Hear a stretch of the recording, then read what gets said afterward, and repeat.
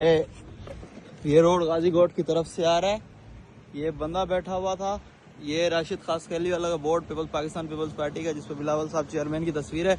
ये बोर्ड फाड़ रहा था इस लकड़ी से। क्या नाम है तेरा? इधर आ, क्या कर रहा था?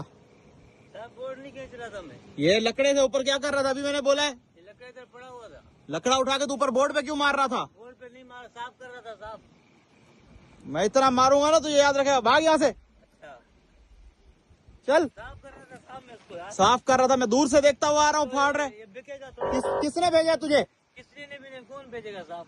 हाँ, कौन भेजेगा? तो फिर क्यों फाड़ रहा था इसको? फाड़ रहा नहीं था, साफ कर रहा था। मैं तुझे जूते मारूंगा, निकल इधर से अच्छा बेगैरत आदमी। सही।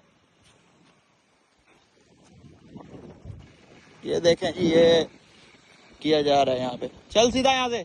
हाँ जा